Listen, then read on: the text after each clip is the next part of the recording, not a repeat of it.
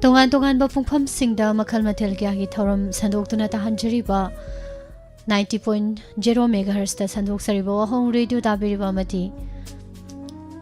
tongan-tonganba TV channel singda sandoksariba program midyang tabiriba amati tabiriba khudingmakpu Pusparani laisromna mukahana thoram masida taramna ukchari ikoknona khuramjari Adomna tabiningduna message ta khanbikiba isai gi thoram puduna laksare thoram asida loiba phawba mayamna saruk yabiduna adomna khankiba loinana mayamna khanbirakpa isai nungaina tamina se amuk mayam pumna muk puthagatpa phongdoksari Dhananjit Ningthawjam good afternoon iche sakyen bium nam madam Sundari Maibam ima ebeman Ningthawkhong Anjali Singtham iche Romita Sanacham Ima Memchobi Ngangom Ima Angobi Karongi Choro Khaibamgi Loinana Hairaga Kaugi Toroga Leiramdre Kaka Laisomrada Ichero Sobati Thagachari Naurimgi Chechobi Nechobi Thagachari Taramno Oksari Ima Susila Upram Che Prameshwari Ima Pramo Taurem Pumnamak Taramna Oksari Loinana Facebook Live da Lengsin Biribak Sarkhurom Nanaubi Taramna Oksari Nushiraba Isaigi Jantra Siga Loinana Masigi Ahan Baisai Tamina Baki Khudong Sabado Mayamda Pizage Punchigi Yanganba Nushiraba Laklaroi matamdo amuk hanna Nungsibani isai se mayam Nungsidra haukraba matamdo amuk halao su yararoi dobado duna nungsiba wari thanamsi nungsiba Nungai ba ipaw nungsiba mapaw puraga satminase khoi puna wafama sigaloina ngasi ahanba message laukhatjage kanana khanbirakpano aduga kanana message thabirei kari se khanbirei yengthosi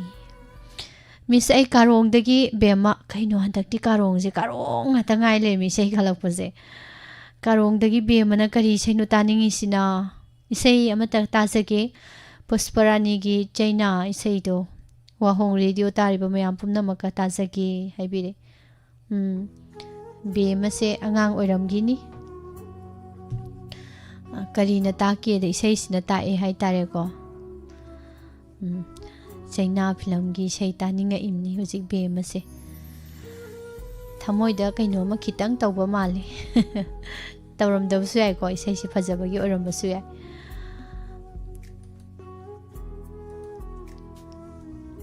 Isai se sirik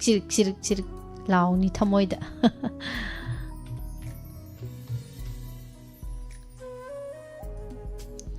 Kudol tamjari bemana khanbirakli baisai anauba China film ni ariba sulai duga anaubada Pusparani gi khonjalda dif sinamna thawai hapiba dalom guru mayumna saireng baisai ni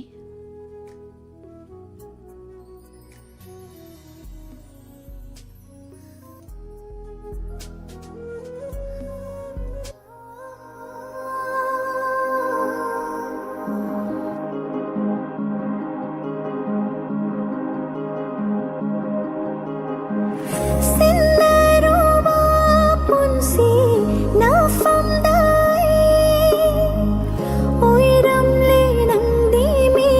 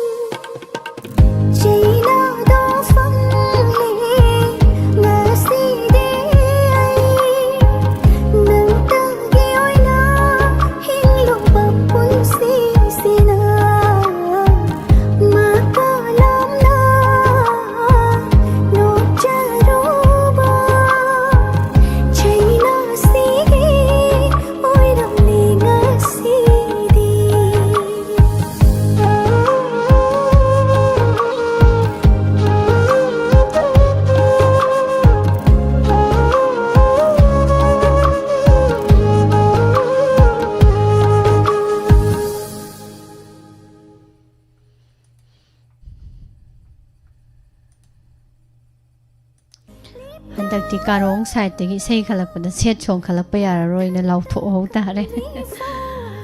set chong yam ta me yam pa me kaino khangti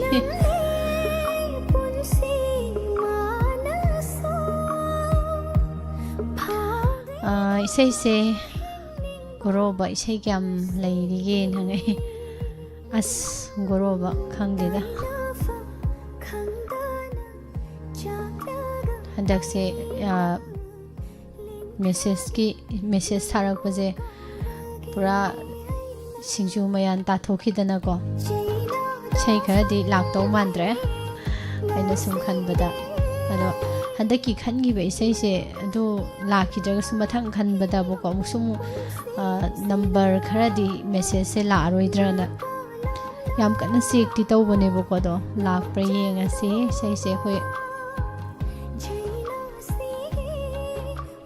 kaigumba mana thengbadagi boko message kharse mangre kaigumba mana thengambadagi uchi no oizala haying na di oram do wandi uchi gumba daga thengamba jala khangde boko ai sei do kan bangam na bare yam kan na hotna bane do mathang tharak pada yadoribra yaroidoribra do mai leire ima bina sakhi duga isei khara leiri ko dum ai check amtang tawraga dum marakta dum lauthok sarake duga likla live naina o naina ni aina taram noksari chum lerme ceremony haistam duga sarsana tomba choren changwam kesam lanchen bi sei khanbang numise hori wai loirak pada haipet ningsingak pa yabrenge ko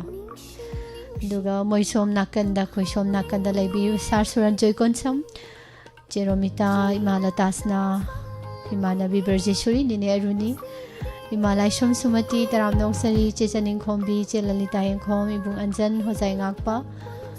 ima bimola mabok nani taram noksari mabok pusu thagachari nina khuman duga ima ibe maning thaukhong iche mutum langlembi chero sobati chelo limai bom ma karongi ngaubi kaino imagine asidi che chongda nok lerami sina madam somolati s ima narem sanatombi taram no uchari pumnamak lengsin biri basi ma bilasini yumnam ibong bijando che prameshwari thagachari hanana pumnamak mathangi isei yengsi kanagino haibadom isei amata thabira o miss kari isei tharo o hairino yenge isei dugi maming sanasam surchana sakpa punsina leptana ngairi ais kulang khang phajai punsina leptana ngairi kanagumbi ama surchana sakpo oibanina ko kanagumbi ama tarani tatho si mayam duti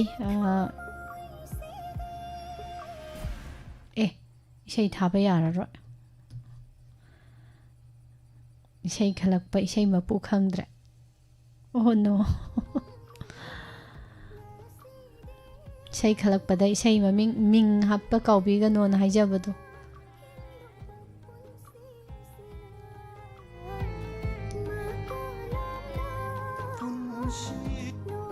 मथंग खलकपदा Ming हापिरो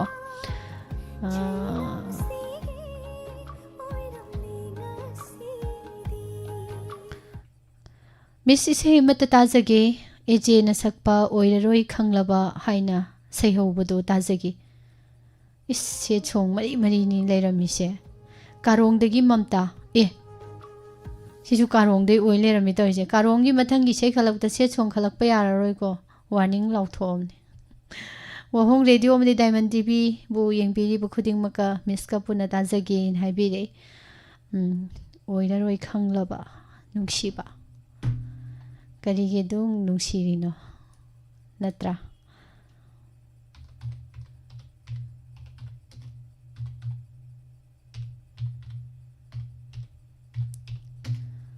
tamina siko maya ejegi khonjal dagi sei karong dagi mamta na khanbirak paisei amu tarase lai kudol tamjari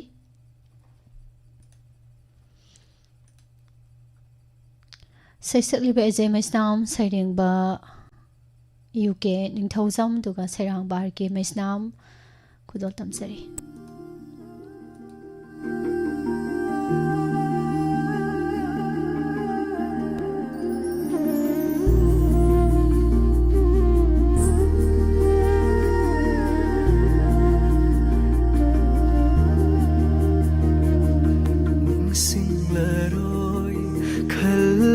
gana ningsing baso maheli uraroi khalaga wisila sumitse thamoida takhiba mami siri sankhravan sigi machu siri karamna kokhanba namgani oireroi khanlaba sibasina amuksu heli konum siba oiraroi khanglaba sibasina amuksu heli konum siba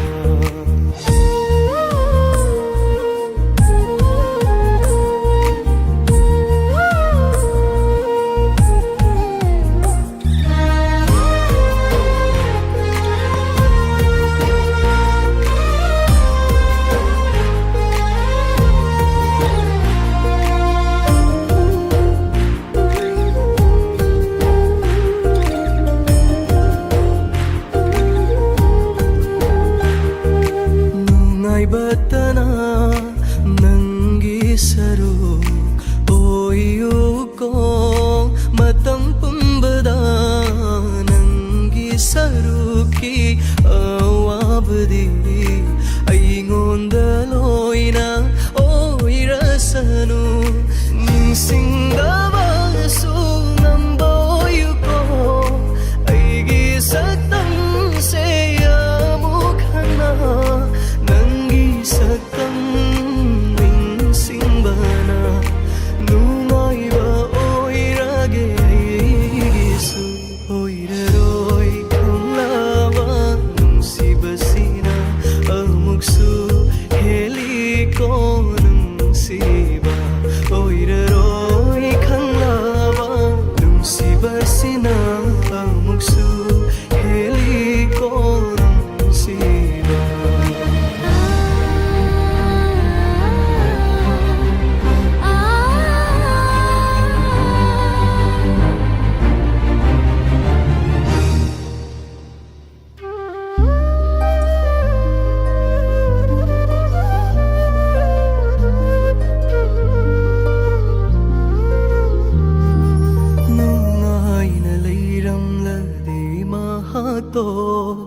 awabase kharadi hanthani karam nabumana leiram gawa langtak nai wakhal se magidama hamo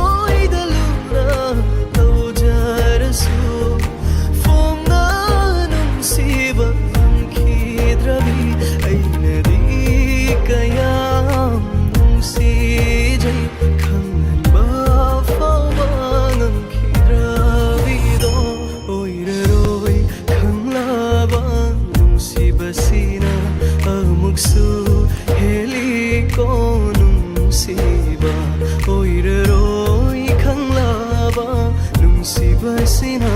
ꯑꯃꯨꯛꯁꯨ ꯍꯦꯜꯂꯤꯀꯣ ꯅꯨꯡꯁꯤꯕ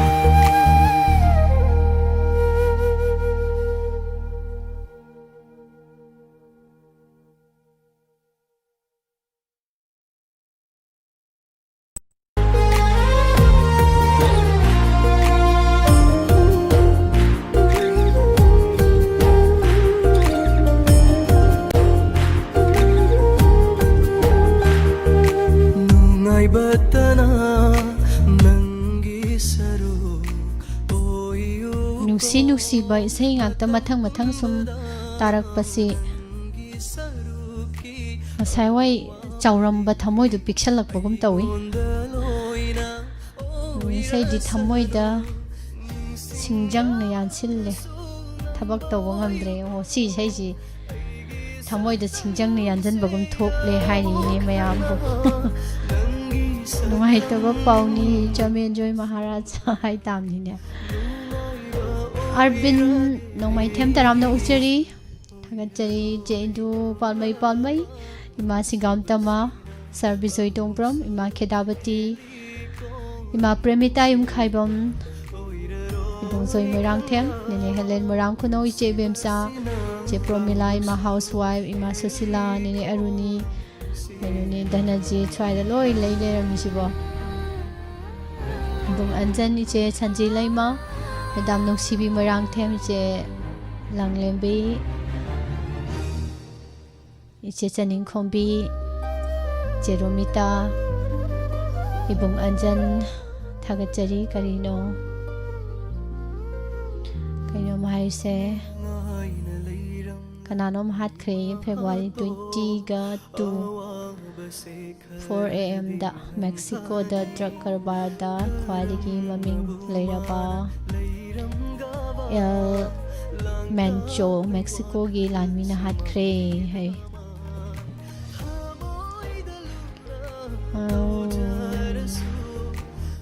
moi gi di nungai tawa pauni akhoi gi nungai ba pauni Jamen Joy Maharaj haibi थागतचरी थागतचरी मैम इमा सनातन बिनावरम इमा बिलासिनी चे सकहेनबी नेक्सनबी पाबुंग जेंता मथगी सही सुयेंग सी दुगा मोय सोंगी मुक सुम हाइफेट जेंगमगे कना कना करी तौरीगे हाइदना सर संजित युमलेंबम गुरुबा दुगा नाइना थागतचरी तै करा पिया मंगांग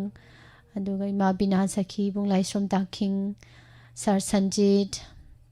पुंसीदा नंगा थेंगनरम द्रबाइना सेहोबा इसाई अमदि हायरानी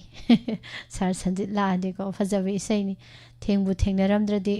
खंगलम लोय नुसिबा दो चुम्मे पुंसीदा नंगा थेंगनरमद्रबा खंगलम लोय नुसिबा करीनो ओइरम लोय ऐसे असुमना नंगतगी वाखलदा ngaurabi punsida nanga thengnaramdraba shibakarino sumai tawdana selanglenton busu taram nokjaramaga mathangi isai laukhatjarage ichan isai amata tajage anoba chahi हौखिबदगी इचालगी थौरमसिदा इसै खनबा फंगजबसु अहानबा ओइरनी नबुंगिदी सिंगर जित खेतुइचाना सकपा नाउसुम हाइबा मसामंगना इजबा अदुगा म्यूजिक ओइबै सैदु ताजगे SMS हाजरकलिबा इलांग खांगपोकपी अवांग लेकाइदगी AKE मै अस इबुंगजे याम कुइरे सिदी सै फजबा म खनबिरकपा याम नुगाई इसै से आइगी लोइनबी रोजिता अमदी चा अर्जुन दा डेडिकेट तौजरी सोइदना थाबिरो इचन हाइबिरे यादे को इबुंग मीगिदी इनम लैबनिना डेडिकेट का तौबी ꯃꯌꯥꯝ ꯅꯨꯡꯁꯤꯕ ꯏꯁꯩ ꯑꯣꯏꯗꯣꯏꯅꯤ ꯏꯁꯩꯁꯤꯃꯁꯨ ꯅꯥꯎꯁꯨꯝ ꯖꯤꯠ ꯈꯦꯇ꯭ꯔꯤꯆꯥ ꯃꯁꯥꯃꯛ ꯅꯤꯖꯕ ꯑꯗꯨꯒ ꯃ꯭ꯌꯨꯖꯤꯛ ꯇꯧꯖꯕ ꯏꯁꯩ ꯇꯥꯃꯤꯟꯅꯔꯁꯤ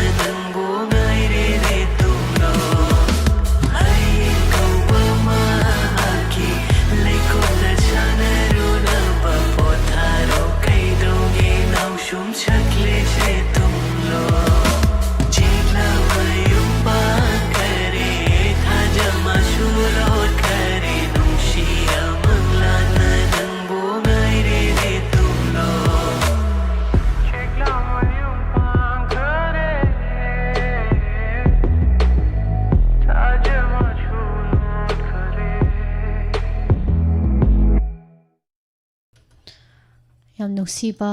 ꯏꯅꯝꯃ ꯑꯗꯨꯒ ꯏꯕꯨꯡꯒꯤ ꯏꯆꯥꯗ ꯗꯦꯗꯤꯀꯦꯠ ꯇꯧꯔꯒ ꯅꯨꯡꯁꯤꯅ ꯏꯁꯩ ꯑꯃ ꯈꯟꯕꯤꯔꯛꯄ ꯊꯥꯒꯠꯆꯔꯤ ꯏꯕꯨꯡꯕꯨ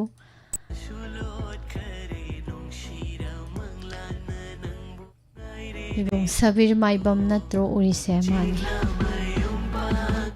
pabung zenta thagachari mabimola jebemcha wakhangi chebe nini aruni chelalita cheroni ningombam cheromita sanasam Dhanajit palmai ibong anjan akhoi YouTube ta leiba YouTube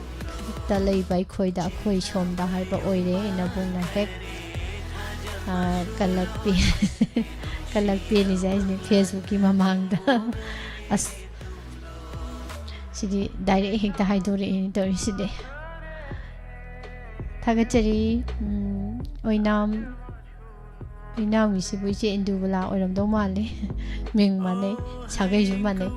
ada kaino khata manadri je lei maje yauram baji dani thank you nene helen ima ngobi karongi jimpu no wai them thaga chari hana char su enjoy duga masai du ngaktani da sidi Iche senjam ibemcha ima susila iche rosobati iche indo aduga medang khumujam roma ngasai duni da tai sidi ngasai duni da se helwang sa iche loli maibam yep tana yaram isi gamai toino maraksida masna tombi duga sar achok langbam Yam nuaisi mayam pumna ba aduga amuk so hai dori to si pia kai saun lanchen bi manabi duga mabina sakhi goroba dam sunita oinam sarbi morning ombam ithoi bunglai som taking moirang themgi sarsanta thagachari hanana anjali atai digarai no Atai di leiramdre moigi se bung anjan hek haijin bu adu di mathangi sei yenga se ko Miss Pusparani sei amata khanjagi film lohong bagi ahing phajaba film maming je tab da thuk law bo phaw song yamna nga in hak se nungsi chakri akanba imai pim sei me sidi haibi sei do ta jage sei khanjarak libi nache ukhong sang Yumjau mayum dagi kari no hajibo thangjam padama devi ni yumjau mayum dagi hai lei ukhong sang yumjau mayum na jaga je maming se lei baja lei je tabining basing de igi tamo homen ahigi tamo ga hai isanupi anuradha duga isanupa bonis duga Meme Roji Sarita Nusi Tombi Amadi Live Chata Leiba Pumna Maka Tamina Zagi Soidana Thabir Uko Miss Nusi Bi Hai Che Padama Kari Yamnanga Ikon Hang Se Nusi Sakri Akan Baga Hai Film Phajaba Film Ni Sei Su Phajaba Ni Tatho Asimayam Kanade Mandakini Amadi Nawoi Anigi Konzelda Yu Gandhi na Sairengba Gopi na Sairang Pisay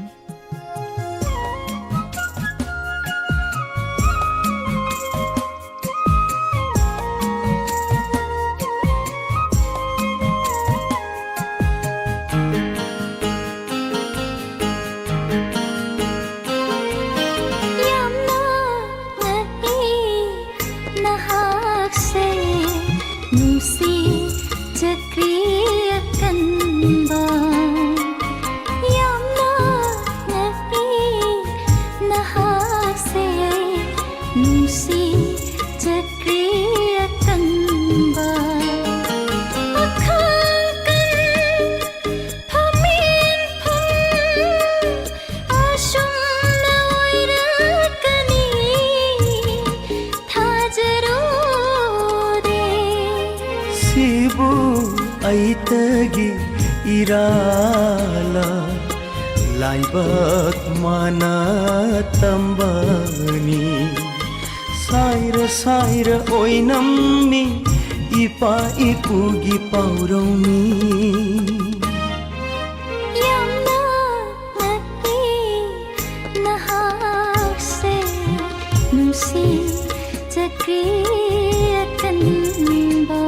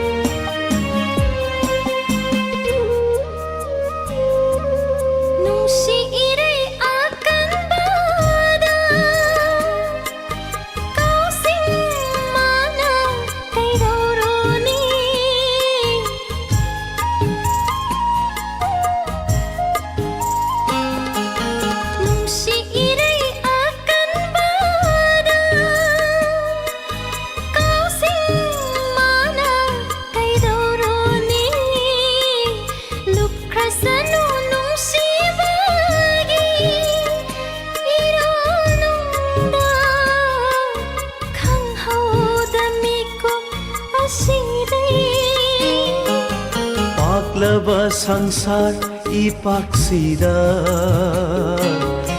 itin phong yaumi nasi nang ai panthung yauba phong ichen sida ai gidamak lepiu sanabi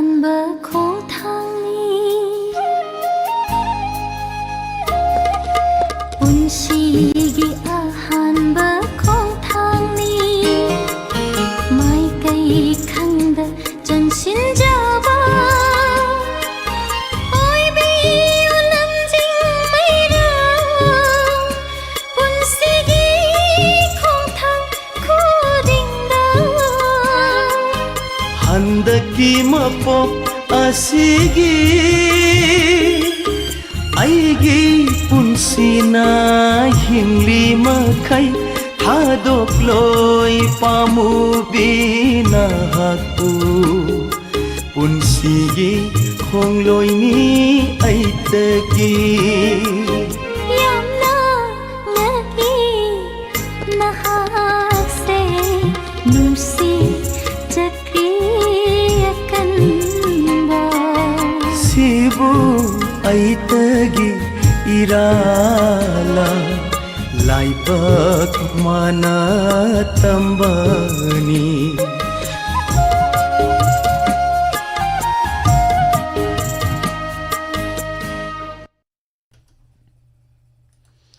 Ngasai taba isaidagi simna kitang topeko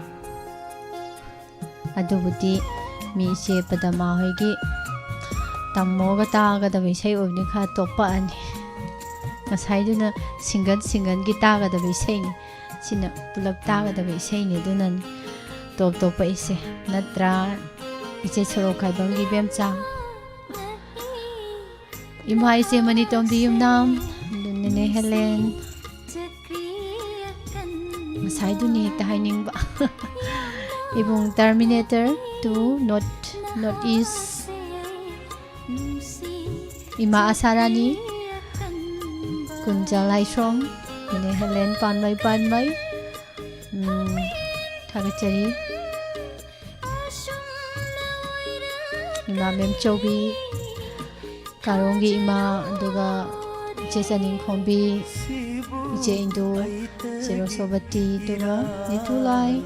Adagi Ima Waheng Bam Pajabi Thagachari Hanna Masai do ngak tani na sini ꯋꯥꯈꯥꯒꯤ ꯆꯦꯕꯦ ꯈꯔ ꯀꯧꯍꯧꯗꯕꯁꯤꯡꯗꯣ ꯑꯃꯨꯛ ꯈꯜꯂ ꯈꯜꯂ ꯀꯧꯔꯒꯦ ꯅꯤꯅꯦ ꯄꯦꯅꯤ ꯅꯤꯡꯊꯧꯖꯝ madam ꯔꯣꯃꯥ ꯏꯕꯨꯡ ꯁꯕꯤꯔ ꯏꯆꯦ ꯃꯟꯗꯥ ꯏꯂꯥꯡꯕꯝ ꯏꯃꯥ ꯕꯤꯃꯣꯂꯥꯗꯒꯤ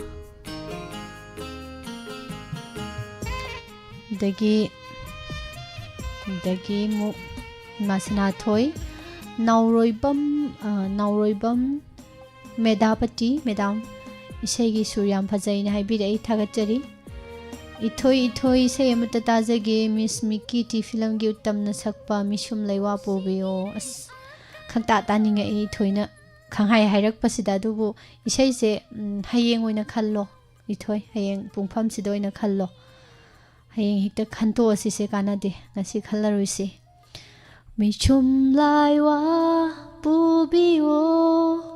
ꯇꯕꯥꯔ ꯆꯤꯟꯕꯥꯟꯒꯤ ꯃꯤꯅꯣꯛꯇ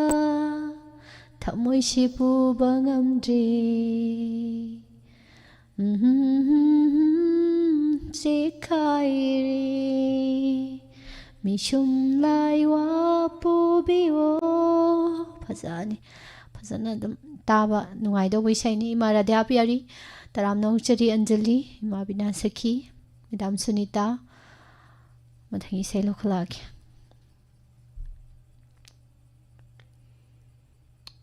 ꯃꯤꯁ ꯏꯁꯩ ꯑꯃꯠꯇ ꯇꯥꯖꯒꯦ ꯍꯨꯏꯗ꯭ꯔꯣꯝ ꯅꯥꯎꯕꯣꯏꯅ ꯁꯛꯄ ꯀꯥꯂꯦꯟꯒꯤ ꯅꯥꯆꯣꯝ ꯍꯥꯏꯔꯤꯕ ꯏꯁꯩꯗꯣ ꯑꯝꯇ ꯋꯥꯍꯣꯡ ꯔꯦꯗꯤꯑꯣ ꯇꯥꯕꯤꯔꯤꯕꯁꯤꯡ ꯄꯨꯟꯅ ꯇꯥꯃꯤꯟꯅꯖꯒꯦ ꯔꯟꯖꯅꯥ ꯅꯤꯡꯊꯧꯖꯝ ꯀꯥꯔꯣꯡ ꯃꯃꯥꯡ ꯂꯩꯀꯥꯏ ꯀꯔꯤꯅꯣ ꯍꯟꯗꯛꯇꯤ ꯀꯥꯔꯣꯡ ꯉꯥꯛꯇ ꯉꯥꯏ ꯂꯩꯔꯝꯃꯤꯁꯤꯕꯣ ꯑꯩꯕꯨ ꯀꯥꯔꯣꯡꯒꯤ ꯏꯃꯥ ꯏꯕꯦꯟ ꯏꯆꯦ ꯏꯆꯟ ꯃꯌꯥꯝꯕꯨ ꯊꯥꯒꯠꯄ ꯐꯣꯡꯗꯣꯛꯆꯔꯤ ꯍꯧꯅꯔꯒ ꯏꯁꯩ ꯐꯖꯕ ꯈꯟꯕꯤꯔꯛꯄꯒꯤ ꯅꯨꯡꯉꯥꯏꯕ ꯐꯣꯡꯗꯣꯛꯆꯔꯤ ꯑꯗꯣ ꯀꯥꯔꯣꯡꯗꯒꯤ ꯃꯤꯁꯦ ꯃꯌꯥꯝ ꯈꯜꯂꯛꯑꯒ ꯁ꯭ꯋꯥꯏꯒꯤ ꯂꯩꯔꯤꯕ ꯂꯝ ꯆꯥꯎꯔꯕ ꯂꯩꯁꯤꯡꯁꯤꯗꯒꯤꯗꯤ ꯃꯤꯁꯤ ꯌꯥꯎꯔꯛꯇꯦ ꯀꯃꯥꯏꯅ ꯇꯧꯔꯤꯖꯥꯠꯅꯣ ꯀꯥꯔꯣꯡꯅ ꯐꯥꯁ ꯇꯥꯔꯦꯀꯣ ꯃꯦꯁꯦꯖꯇ ꯏꯁꯩ ꯈꯟꯕꯒꯤ ꯑꯣꯏꯅꯗꯤ ꯍꯟꯗꯛꯀꯤ ꯀꯥꯔꯣꯡꯗꯒꯤ ꯏꯁꯩ ꯈꯜꯂꯛꯏꯁꯤ ꯌꯥꯝꯃꯦ ꯍꯦꯛ ꯂꯧꯈꯠꯄ ꯍꯧꯔꯛꯄꯗꯒꯤ ꯃꯦꯁꯦꯖꯁꯤ ꯊꯥꯔꯛꯄ ꯂꯧꯈꯠꯄ ꯍꯧꯔꯛꯄꯗꯒꯤ ꯍꯧꯖꯤꯛꯐꯥꯎꯗ ꯂꯣꯏꯕ ꯅꯥꯏꯗ꯭ꯔꯤ ꯀꯥꯔꯣꯡꯒꯤ ꯏꯁꯩ ꯑꯗꯨ ꯀꯥꯂꯦꯟꯒꯤ ꯅꯥꯆꯣꯝ ꯍꯥꯏꯁꯤꯅ ꯑꯃꯨꯛ ꯀꯔꯤ ꯑꯣꯏꯔꯤꯖꯥꯠꯅꯣ ꯃꯌꯥꯝ ꯌꯦꯡꯊꯣꯛꯑꯁꯤꯀꯣ ꯃꯍꯥꯎ ꯇꯪꯊꯣꯛꯑꯁꯤ ꯏꯁꯩꯁꯤꯒꯤꯁꯨ ꯑꯃꯨꯛ ꯍꯨꯏꯗ꯭ꯔꯣꯝ ꯅꯥꯎꯕꯣꯏꯒꯤ ꯈꯣꯟꯖꯦꯜꯗ ꯒꯣꯄꯤ ꯀꯣꯛꯅ ꯁꯩꯔꯥꯡꯕ ꯏꯁꯩꯅꯤ ꯑꯂꯦꯛꯁ ꯈꯣꯡꯒꯤ ꯃꯌꯦꯛꯇ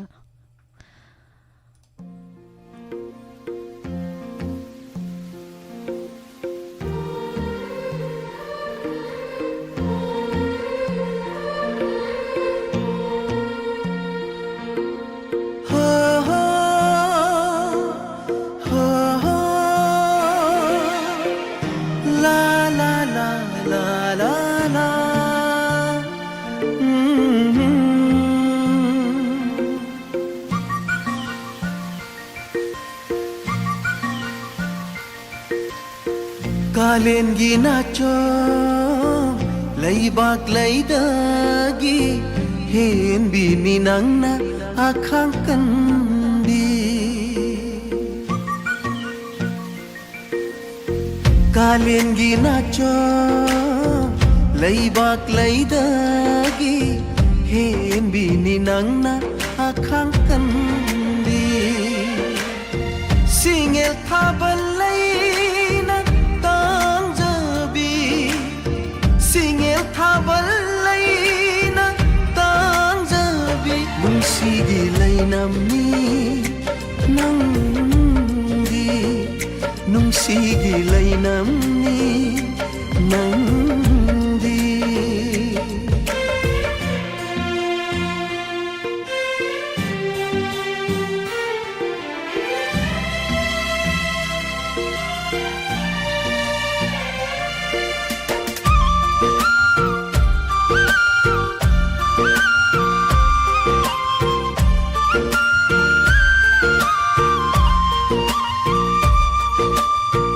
ꯂꯥꯛꯇ꯭ꯔꯕꯁꯨ ꯊꯥꯅꯤꯜ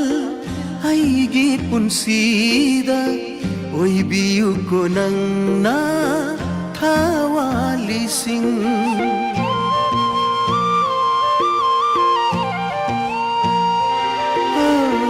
ꯂꯥꯛꯇ꯭ꯔꯕꯁꯨ ꯊꯥꯅꯤꯜ ꯑꯩꯒꯤ ꯄꯨꯟꯁꯤꯗ ꯑꯣꯏꯕꯤꯌꯨꯀꯣ ꯅꯪꯅ ꯊꯋꯥꯂꯤꯁꯤꯡ ꯃꯝꯂꯕ ꯅꯣꯡꯗꯣꯜꯕꯨ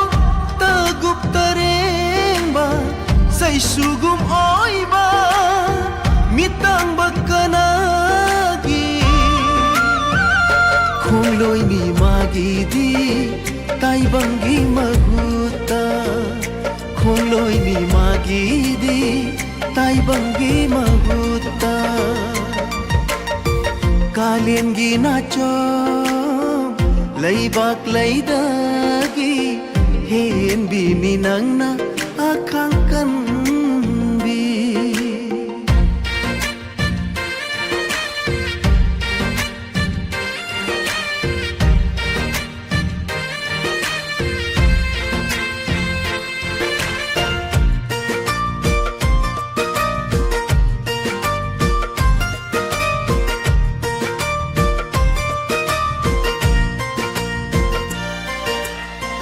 manam yaudava achamba laijagum maktrabi lemjabi nangi pukchelni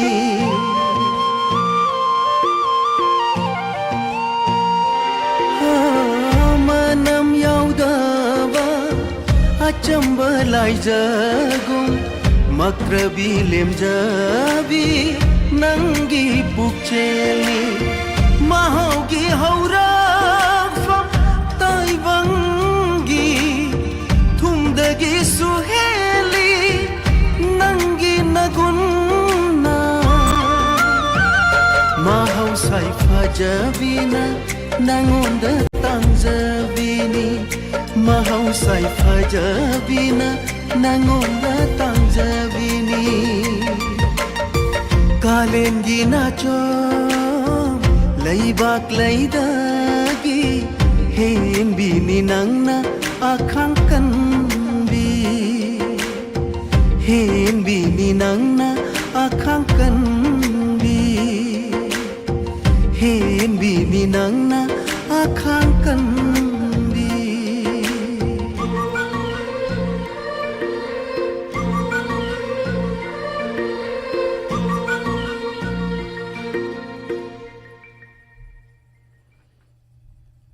ꯏꯁꯩꯁꯤꯗ ꯍꯧꯖꯤꯛ ꯀꯩꯅꯣꯝꯃ ꯈꯣꯡꯉꯤꯗꯣ ꯅꯨꯡꯁꯤꯀꯣ ꯃꯈꯣꯟꯗꯣ ꯀꯔꯤꯅꯣ ꯀꯥꯎꯊꯣꯛꯈ꯭ꯔꯦ ꯀꯔꯤꯅꯣ ꯍꯧꯖꯤꯛ ꯀꯣꯛ ꯀꯣꯛ ꯀꯣꯛ ꯀꯣꯛꯅ ꯍꯥꯏꯕ ꯑꯃ ꯈꯣꯡꯉꯤꯗꯣ ꯀꯔꯤ ꯃꯃꯤꯡ ꯀꯧꯏ ꯑꯗꯨꯒꯤ ꯑꯃꯨꯛꯀ ꯇꯥꯔ ꯌꯦꯡꯁꯤꯀꯣ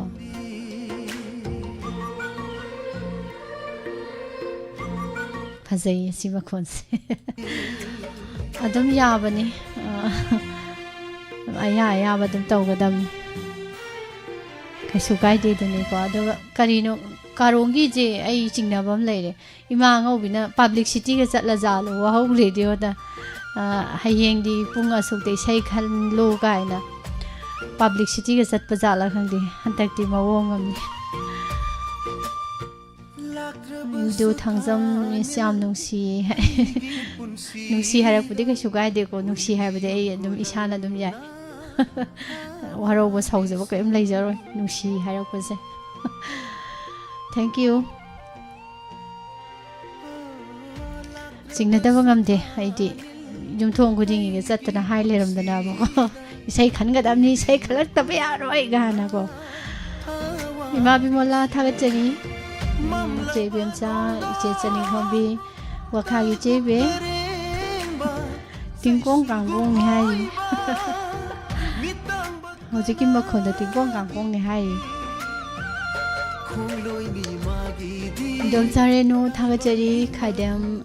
ꯃꯦꯗꯥꯝ ꯕꯤꯅꯥꯔꯥꯅꯤ ꯏꯃꯥꯟꯅꯕꯤ ꯕ꯭ꯔꯖꯦꯁꯣꯔꯤ ꯁꯛꯍꯦꯟ ꯂꯨꯋꯥꯡꯆꯥ ꯀꯣꯀꯤꯟ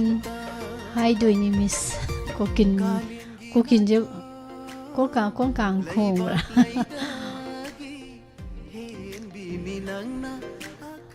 ꯃꯦꯗꯥꯝ ꯁꯣꯃꯣꯂꯥ ꯇꯤ ꯑꯦꯁ ꯃꯤꯁꯇꯔ ꯗꯟ ꯆꯦ ꯕꯦꯝꯆꯥ ꯂꯩꯕꯤꯔꯤꯕꯅꯤꯅꯦ ꯔꯨꯅꯤ ꯀꯣꯀꯤꯜꯅꯤ ꯀꯣꯀꯤꯜꯒꯤ ꯈꯣꯟꯖꯦꯜ ꯀꯣꯀꯤꯜꯅ ꯈꯣꯡꯕꯁꯤ ꯑꯗꯨꯃꯥꯏꯅ ꯈꯣꯡꯕ꯭ꯔꯥ ꯍꯣꯔꯦꯟ ꯑꯝꯇ ꯇꯥꯔꯦ ꯌꯦꯡ ꯇꯥꯔꯦ ꯏꯃꯥ ꯁꯤꯡꯈꯥꯟꯇꯃꯥꯅꯤꯅꯦ ꯁꯥꯕꯤꯇ꯭ꯔꯤ ꯅꯤꯇꯨꯂꯥꯏ ꯑꯗꯨꯒ ꯂꯩꯕꯤꯔꯤꯕꯁꯤꯡ ꯏꯃꯥ ꯐꯖꯕꯤ ꯏꯕꯨꯡ Terminator ma Prabha Nongthombam che Indu ma Susila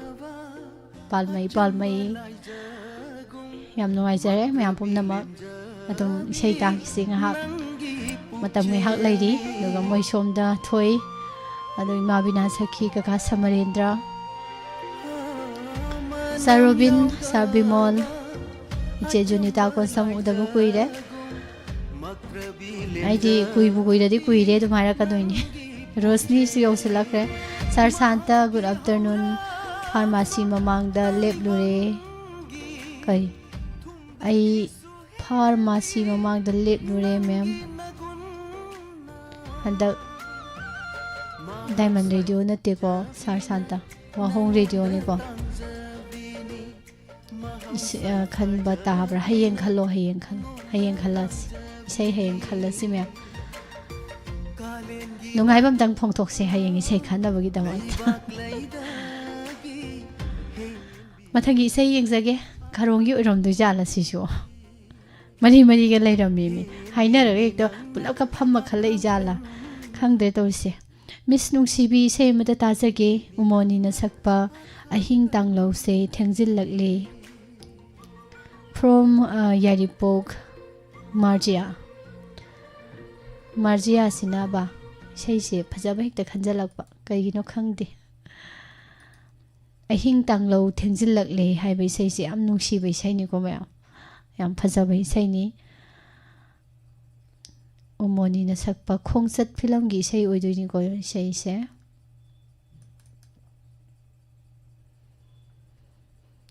isei se mo adudi tatho asimya Marjiana khanbirak libai isei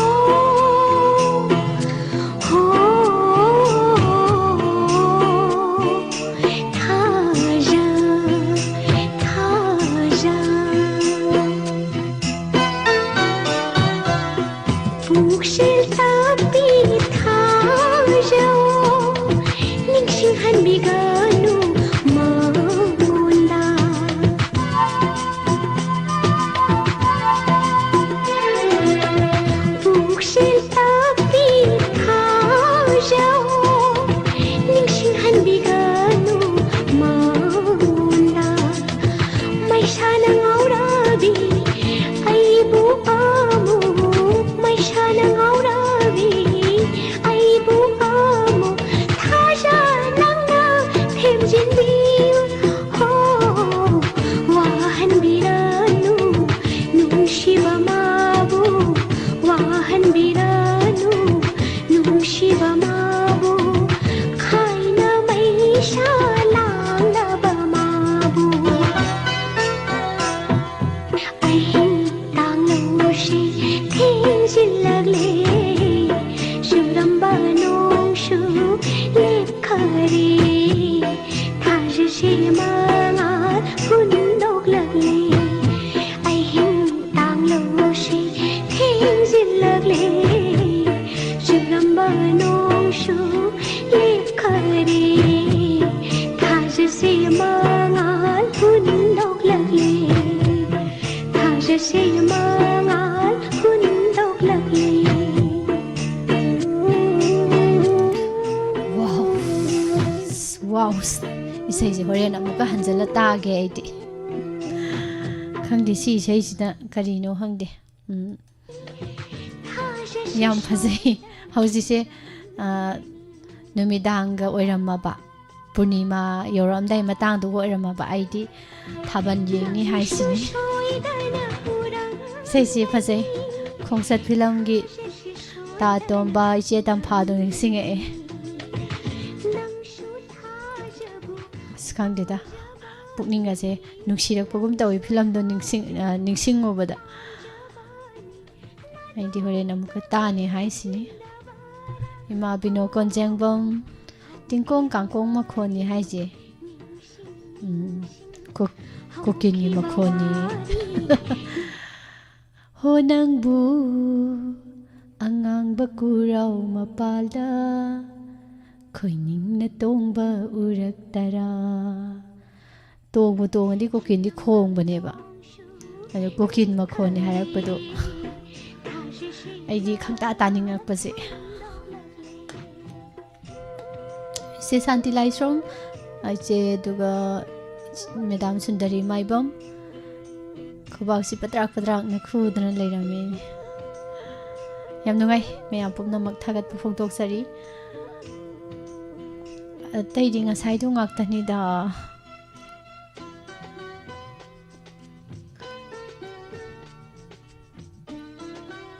ꯀꯅꯥꯅꯣꯃ ꯎꯈ꯭ꯔꯦ ꯁ꯭ꯋꯥꯏꯗ ꯃꯥꯔꯖꯤꯌꯥ ꯊꯥꯒꯠꯆꯔꯤ ꯏꯁꯩ ꯐꯖꯕ ꯑꯃ ꯈꯟꯕꯤꯔꯛꯄꯒꯤ ꯃꯦꯗꯥꯝ ꯕꯤꯖꯦꯟꯇꯤ ꯅꯤꯉꯣꯝꯕꯝ ꯅꯦꯅꯦ ꯍꯦꯂꯦꯟ ꯊꯥꯒꯠꯆꯔꯤ ꯏꯁꯩꯁꯦ ꯌꯥꯝꯅ ꯐꯖꯩ ꯍꯟꯅ ꯊꯥꯒꯠꯆꯔꯤꯅ ꯍꯥꯏꯕꯤꯔꯛꯏ ꯐꯖꯩ ꯑꯩꯗꯤ ꯑꯃꯨꯛꯀ ꯇꯥꯗꯣꯏꯅꯤ ꯍꯣꯔꯦꯟ ꯑꯗꯨꯒ ꯏꯃꯥ ꯏꯆꯦ ꯃꯅꯤꯇꯣꯝꯕꯤ ꯌꯨꯝꯅꯥꯝ ꯏꯁꯩꯁꯦ ꯏꯪꯅ ꯐꯖꯩ ꯍꯥꯏ ꯃꯤꯁ ꯇꯟꯇꯟ ꯀꯩꯗꯧꯔꯦ ꯍꯥꯏꯕꯅꯣ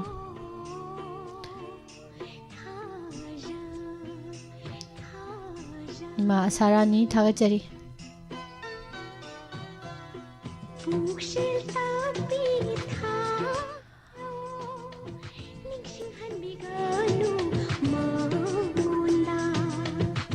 moi songi sunga sa dum le hobodoni iche shanti bala morang thembudi henjalame isei khanbirakpa thagachari na haibirei ko maja ton thiam ꯑꯇꯤꯌꯥꯗ ꯊꯣꯛꯂꯤꯕ ꯊꯥ ꯖꯃꯥꯁꯨ ꯊꯥꯕꯤꯔꯛꯑꯣꯅ ꯍꯥꯏ ꯍꯧꯖꯤꯛꯇꯤ ꯊꯥꯕ ꯌꯥꯗ꯭ꯔꯦ ꯍꯌꯦꯡ ꯁꯣꯏꯗꯅ ꯄꯨꯡꯐꯝꯁꯤꯗ ꯏꯁꯩ ꯈꯟꯕꯤꯌꯨ ꯇꯣꯟ ꯃꯊꯪꯒꯤ ꯏꯁꯩ ꯑꯃꯨꯛ ꯂꯧꯈꯠꯆꯒꯦ ꯀꯅꯥꯒꯤꯅꯣ ꯌꯦꯡꯉꯁꯤ ꯃꯤꯁ ꯑꯩꯒꯤ ꯃꯤꯡ ꯏꯅꯥꯎ ꯀꯧꯖꯩ ꯉꯥꯏꯈꯣꯡ ꯈꯨꯂꯦꯟꯗꯒꯤꯅꯤ ꯏꯁꯩ ꯑꯃꯇ ꯈꯟꯖꯒꯦ ꯁꯥꯔ ꯖꯦꯝꯁꯅ ꯁꯛꯄ ꯀꯨꯝꯖꯥ ꯃꯁꯤꯡ ꯌꯥꯝꯂꯛꯂꯦ ꯏꯃꯥꯒꯤ ꯁꯛꯇꯝ ꯎꯈꯤꯗꯕ ꯏꯁꯩꯗꯣ ꯈꯟꯖꯒꯦ ꯍꯥꯏꯕꯤꯔꯦ ꯌꯥꯝ ꯅꯨꯡꯉꯥꯏ ꯇꯥꯡꯅ ꯊꯦꯡꯅꯕꯅꯤ ꯁꯥꯔ ꯏꯅꯥꯎ ꯉꯥꯏꯈꯣꯡ ꯈꯨꯂꯦꯟꯗꯒꯤ ꯁꯔꯨꯛ ꯌꯥꯕꯤꯔꯛꯄ ꯅꯨꯡꯁꯤꯕ ꯏꯁꯩ ꯑꯃꯒ ꯂꯣꯏꯅꯅ ꯁꯥꯔꯒꯤ ꯉꯁꯤ ꯑꯍꯥꯟꯕ ꯃꯤꯡ ꯇꯥꯖꯕ ꯅꯨꯡꯉꯥꯏꯖꯩ ꯑꯗꯣ ꯏꯁꯩꯁꯤꯗꯤ ꯃꯌꯥꯝꯁꯦ ꯂꯣꯏꯅꯃꯛ ꯀꯞꯃꯤꯟꯅꯔꯅꯤ ꯈꯪꯉꯦ ꯑꯩꯅ ꯇꯥꯃꯤꯟꯅꯔꯁꯤ ꯏꯁꯩ ꯈꯨꯗꯣꯜ ꯇꯝꯖꯒꯦ ꯁꯥꯔ ꯖꯦꯝꯁꯀꯤ ꯈꯣꯟꯖꯦꯜꯗ ꯃꯁꯥꯃꯛꯅ ꯏꯖꯕ ꯃꯌꯦꯛ ꯇ꯭ꯋꯤꯟ ꯇꯧꯖꯕ ꯏꯁꯩꯅꯤ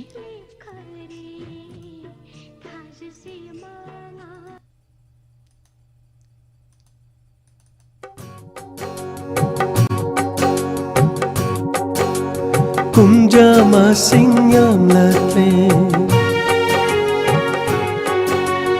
imagi saktam mukhidaba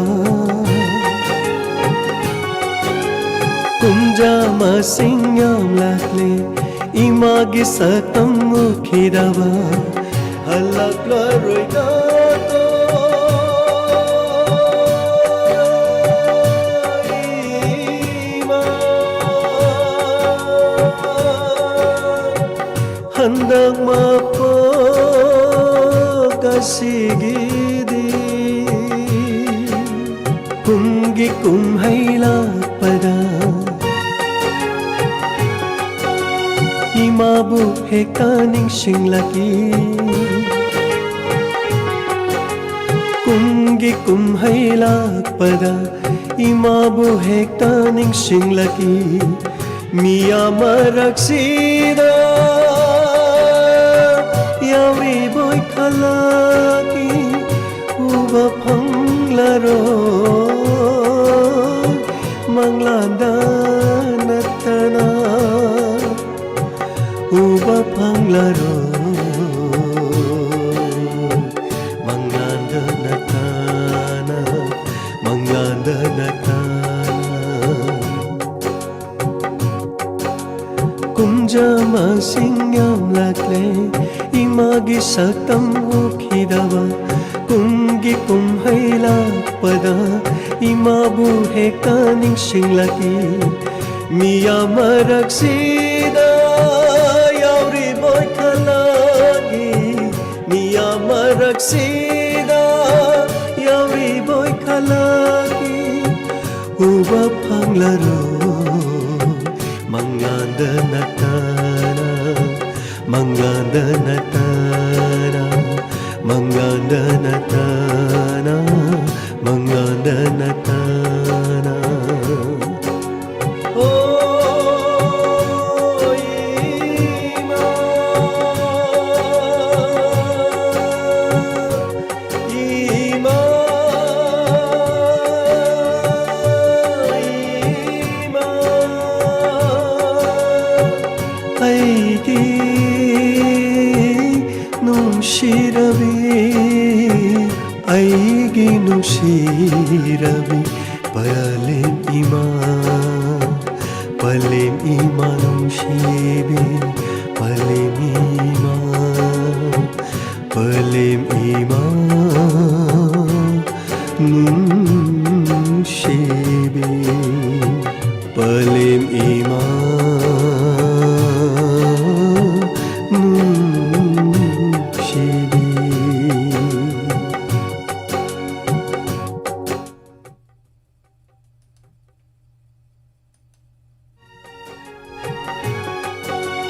imabu hekaning singlaki Soba soibam sarabusu taram noksari kakalai somrada ise mopem kaksing pabong zenta bong sabir ma mobi singlaki miya maraksida thakasari yauri boy khalaki uba phanglaro khangde ibung aidi swaidai natte ibung anjan kaino mahairi Premlapta khomdram taram nokchari midang ma bimala nene sabitri chesaning khombi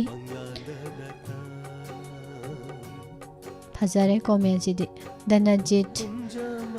ma da sithabi sei asukki matik phajai naibi sei mek som phajai thabi haibirakpa thagachari danajit ma phajabi wahengbamgi nene helen morang khunaugi thagachari ita thonglen aduga Ronald namairakpam taram noksari Ronald busu aduga somda moigi Facebook ta leiriba mayam haipet yengamge ma sanathoi ma bina sakhi che mangi bala khan badu hayeng oina khalo maibam somendro na sakpa drubatara maibam na tino maithem solendro oidoi bako durbatara gum ngalambi es durbatara gum ngalambi o apai balai chilgum ma khibi ꯃꯨꯗ꯭ꯔ ꯄꯥꯃꯦꯜꯒꯨꯝ ꯂꯦꯞꯂꯝꯕꯤꯌꯣ ꯏꯁꯩ ꯐꯖꯕꯅꯤ ꯔꯥꯙꯤꯀꯥ ꯆꯟ ꯑꯦꯂꯥꯡꯕꯝ ꯊꯥꯒꯠꯆꯔꯤ ꯔꯣꯁꯅꯤ ꯌꯥꯝ ꯊꯣꯏ ꯑꯟꯖꯂꯤ ꯍꯣꯏ ꯃꯇꯝ ꯂꯣꯏꯁꯤꯜꯂꯛꯑꯦ ꯃꯊꯪꯒꯤ ꯏꯁꯩ ꯌꯦꯡꯖꯒꯦ ꯀꯅꯥꯒꯤꯅꯣ ꯑꯔꯣꯏꯕ ꯑꯣꯏꯁꯟꯈ꯭ꯔꯁꯤꯀꯣ ꯄꯨꯡꯁꯨ ꯌꯥꯝ ꯂꯩꯔꯛꯇ꯭ꯔꯦ ꯃꯤꯁ ꯅꯣꯕꯥ ꯐꯤꯂꯝꯒꯤ ꯔꯥꯖꯨ ꯅꯣꯡꯅ ꯁꯛꯄ ꯄꯥꯜꯂꯨꯕꯅ ꯊꯃꯣꯏ ꯑꯃ ꯐꯥꯎꯔꯛꯄꯅꯤ ꯅꯨꯡꯁꯤꯕ ꯍꯥꯏ ꯍꯥꯏ ꯐꯥꯎꯔꯛꯄꯅꯤ ꯍꯥꯏꯁꯤꯅꯤ ꯍꯥꯏꯅ ꯁꯩꯍꯧꯕ ꯏꯁꯩꯗꯣ ꯃꯤꯁ ꯌꯥꯎꯅ ꯃꯌꯥꯝꯒ ꯄꯨꯟꯅ ꯇꯥꯖꯒꯦ ꯏꯁꯩ ꯈꯟꯖꯔꯛꯂꯤꯕ ꯑꯦꯁ ꯗꯦꯕꯥꯟ ꯌꯥꯏꯔꯤꯄꯣꯛ ꯅꯨꯡꯒꯥꯏ ꯄꯣꯛꯄꯤ ꯁꯥꯔ ꯗꯦꯕꯥꯟ ꯌꯥꯏ ꯌꯥꯏ ꯍꯥꯏꯁꯤꯅꯤ ꯏꯁꯩꯁꯤ ꯌꯥꯏ ꯇꯥꯁꯤ ꯃꯌꯥꯝ ꯑꯔꯣꯏꯕ ꯑꯣꯏꯔꯁꯤꯀꯣ ꯑꯗꯨꯒ ꯏꯁꯩꯁꯤꯃ ꯅꯨꯡꯉꯥꯏꯅ ꯇꯥꯊꯣꯛꯃꯤꯟꯅꯔꯁꯤ ꯃꯌꯥꯝ ꯄꯨꯝꯅꯃꯛꯇ ꯏꯁꯩꯁꯦ ꯑꯩꯒꯤ ꯃꯥꯏꯀꯩꯗꯒꯤ ꯗꯦꯗꯤꯀꯦꯠ ꯇꯧꯖꯔꯛꯑꯒꯦ ꯄꯥꯜꯂꯨꯕꯅ ꯊꯃꯣꯏ ꯑꯃ ꯈꯪꯂꯨꯕꯅꯤ ꯅꯨꯡꯁꯤꯕ ꯄꯥꯜꯂꯝꯗ꯭ꯔꯕ ꯊꯃꯣꯏ ꯑꯁꯦ ꯀꯔꯝ ꯍꯥꯏꯅ ꯈꯪꯂꯨꯒꯅꯤ ꯁ꯭ꯋꯥꯏꯗ ꯂꯦꯞꯁꯜꯂꯒꯦ ꯑꯗꯨꯒ ꯁꯩꯁꯛꯄ ꯃꯆꯥꯗ ꯗꯥꯏꯔꯦꯛ ꯍꯦꯛꯇ ꯄꯤꯁꯜꯂꯒꯦ ꯁꯨꯔꯦꯁ ꯁꯤꯗꯪꯒꯤ ꯃꯌꯦꯛꯇ ꯑꯣꯒꯤꯠꯅ ꯁꯩꯔꯥꯡꯕ ꯅꯣꯕꯥ ꯐꯤꯂꯝꯒꯤ ꯏꯁꯩ ꯔꯥꯖꯨ ꯅꯣꯡꯒꯤ ꯈꯣꯟꯖꯦꯜꯗꯒꯤ ꯅꯨꯡꯉꯥꯏꯅ ꯇꯥꯃꯤꯟꯅꯔꯁꯤ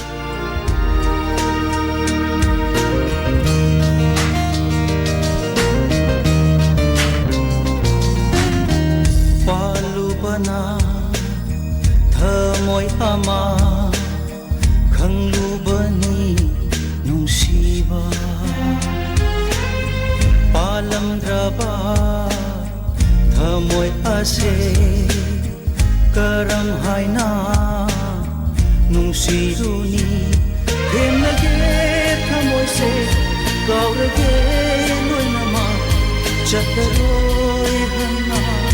ꯂꯝꯗꯝꯗꯣ ꯄꯥꯜꯂꯨꯕꯅ ꯊꯃꯣꯏ ꯑꯃ ꯈꯪꯂꯨꯕꯅꯤ ꯅꯨꯡꯁꯤꯕ ꯄꯥꯜꯂꯝꯗ꯭ꯔꯕ ꯊꯃꯣꯏ ꯑꯁꯦ ꯀꯔꯝ ꯍꯥꯏꯅ ꯅꯨꯡꯁꯤꯔꯨꯅꯤ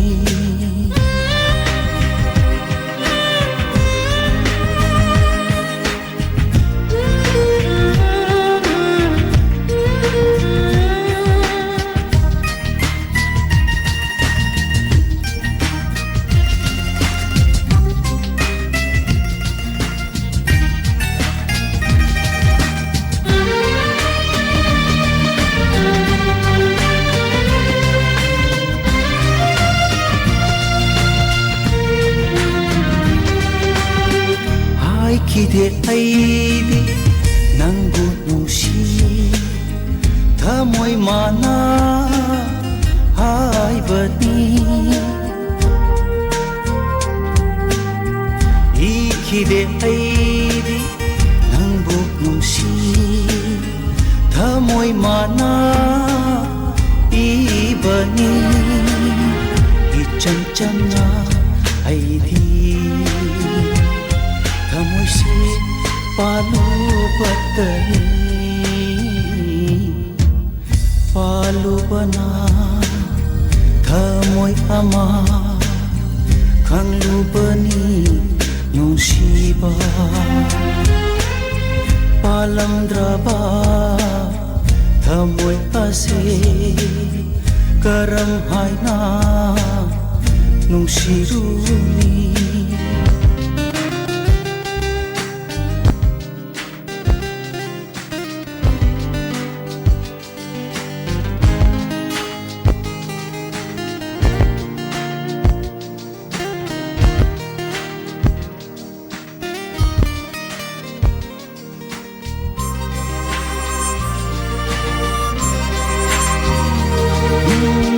thamoy mabu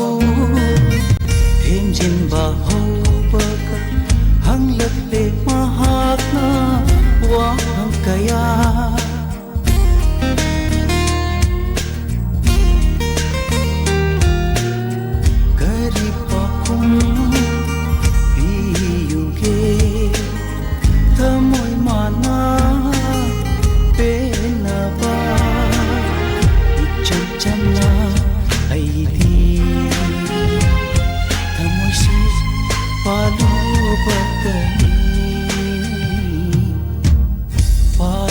ꯄꯥꯜꯂꯨꯕꯅ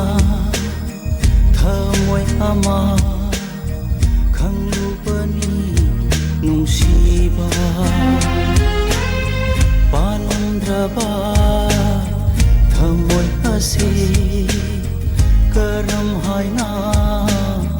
ꯅꯨꯡꯁꯤꯔꯨꯅꯤ ꯊꯦꯝꯂꯒꯦ ꯊꯃꯣꯏꯁꯦ ꯀꯥꯎꯔꯒꯦ ꯂꯣꯏꯅꯃꯛ ꯆꯠꯂꯔꯣꯏ ꯍꯟꯅ ꯂꯝꯗꯝꯗꯣ ꯄꯥꯜꯂꯨꯕꯅ ꯊꯃꯣꯏ ꯑꯃ ꯈꯪꯂꯨꯕꯅꯤ ꯅꯨꯡꯁꯤꯕ ꯄꯥꯜꯂꯝꯗ꯭ꯔꯕ ꯊꯃꯣꯏ ꯑꯁꯤ ꯀꯔꯝ ꯍꯥꯏꯅ ꯅꯨꯡꯁꯤꯔꯨꯅꯤ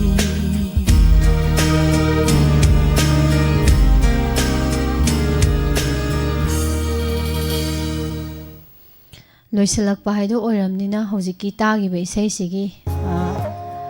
ꯃꯆꯤꯟ ꯃꯅꯥꯎ ꯊꯣꯛꯅꯕ ꯏꯁꯩ ꯑꯃ ꯉꯪꯉꯛꯄ ꯇꯥꯔꯦ ꯂꯣꯏꯁꯤꯜꯂꯛꯄꯁꯤꯗ ꯇꯧꯅ ꯂꯦꯡꯁꯤꯟꯕꯤꯔꯛꯄ ꯃꯌꯥꯝꯒꯤ ꯄꯣꯠꯍꯥꯞ ꯑꯣꯏꯅ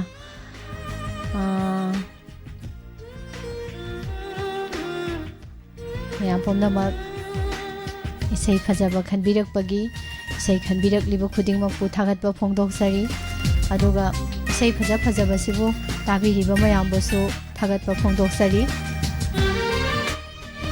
ꯏꯁꯩ ꯈꯟꯕꯒꯤ ꯃꯇꯝ ꯍꯌꯦꯡ ꯏꯁꯩ ꯈꯟꯕꯤꯔꯣ ꯃꯌꯥꯝ ꯍꯌꯦꯡ ꯄꯨꯡꯐꯝꯁꯤꯗ ꯀꯨꯟꯖꯕꯤ ꯍꯥꯏꯔꯤꯅ ꯁꯛꯄ ꯅꯪꯁꯦ ꯊꯋꯥꯏꯅꯤ ꯅꯪꯁꯦ ꯊꯋꯥꯏꯅꯤ ꯅꯨꯡꯁꯤꯕ ꯍꯩꯇꯒꯤꯅꯤ ꯑꯌꯨꯛꯀꯤꯅ ꯊꯥꯖꯅꯤ ꯑꯌꯨꯛꯀꯤ ꯊꯥꯖꯁꯦ ꯂꯥꯜꯂꯦꯀꯣ ꯑꯌꯨꯛꯀꯤꯅ ꯅꯨꯃꯤꯠꯅꯤ ꯍꯥꯏꯗꯣ ꯑꯣꯏꯔꯝꯒꯅꯤ ꯅꯨꯃꯤꯗꯥꯡꯒꯤꯅ ꯊꯥꯖꯅꯤ ꯌꯦꯡꯂꯒ ꯎꯔꯒ ꯄꯪꯅꯨꯡꯇ ꯅꯨꯡꯁꯤꯔꯦ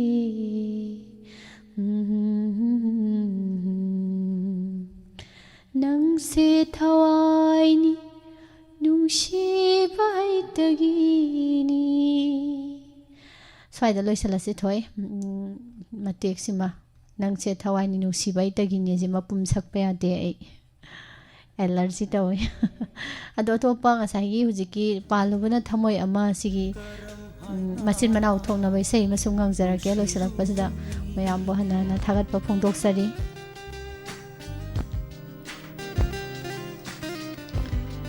ꯍꯦꯛꯇ ꯍꯧꯖꯤꯜꯂꯛꯑꯒꯦ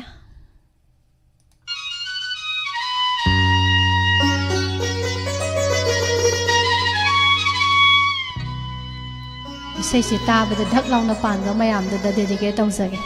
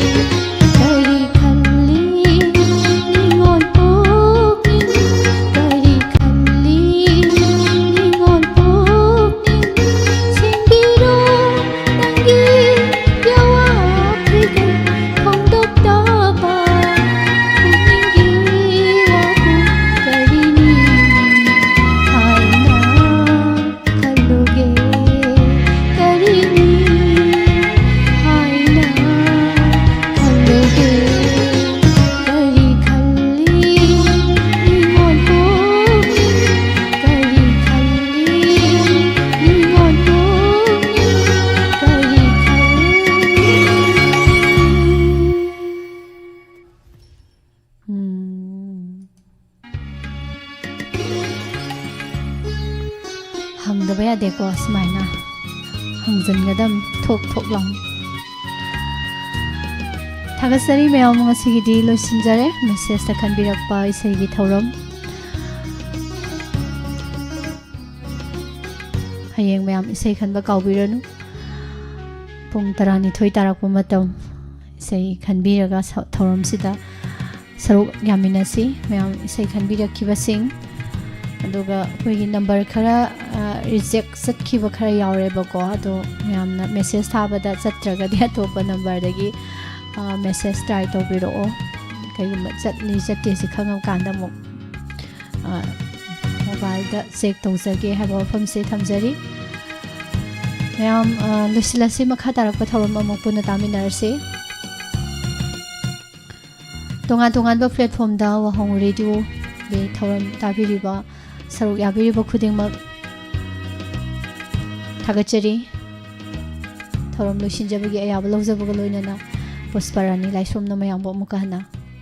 khurumjari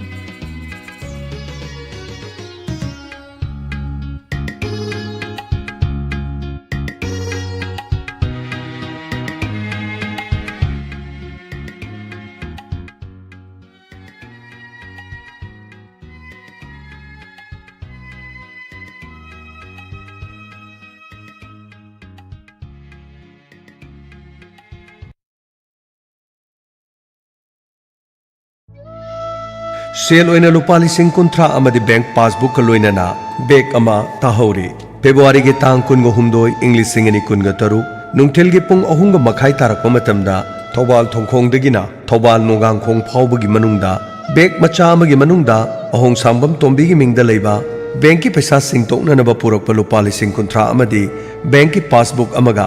receipt book ka punna tahori kanagumba pukchel chawruba singna khunbirabadi Thobal ningombam da leiba ahong sangba brajen amadi mahake loinabi ahong sangbam tombi anigi mafamda sinabiu adong yawamal matik chana kachagani akopa marol gidama 9862305107 amadi 9862714151 puksel chaurba singna miyoibagi minungsi yengbiduna mapuda senfam singasi shinabiu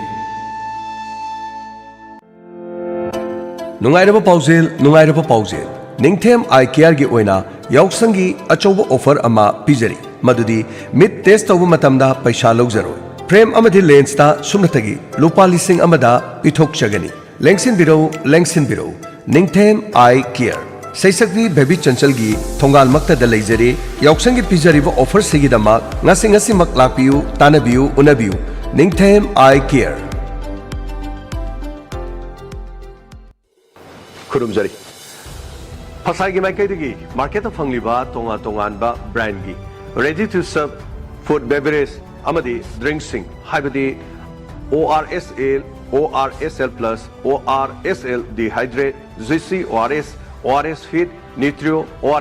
ORS drink, Rivalence bitter, fritters, Amritanjan, Electro, rehydrate, Heidi Businga say, section and never give up from Mamaka Kangalagi. Haribasing asi food product ki makhada license phanglabasu ORL rehydration salt ORS ki substitute oina sizinaba langani hari diarrhea gastroenteritis na chingba naraba miosing amadi angang sing da hariba product sing ase ORS natraga electrolyte drink oina sizinaba se haksang da kudong thiningai oheli hari Tasenamak ORS asi diarrhea amadi akangnaba anaba sing layengba oral rehydration salt oina Season Nanaba Cosmetic Rules 1945 DCDI na prescribed oina tobani. Miyam na hariba product sing asi ORS ki substitute oina season naba topiu. Food business operator sing aduga dukan du yonba loinana pharmacy sing da food based beverage sing ase aran ba mong da yonba topiu. Paujenjariba Food Safety Administration Directorate of Health Services.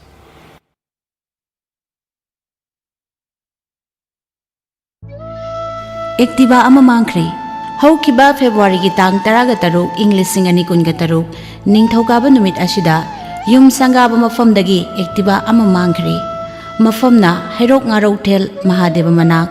nungthil pung 12 dagina pung 2 fawgi manungda mangkhibani gari gi number na MN01A hais 6621 khanganjaba amana gari asigi likhun pibangamba mida lising taragi reward pizagani Miyoibagi minungshi yengbiduna mapuda sinabiyo natragana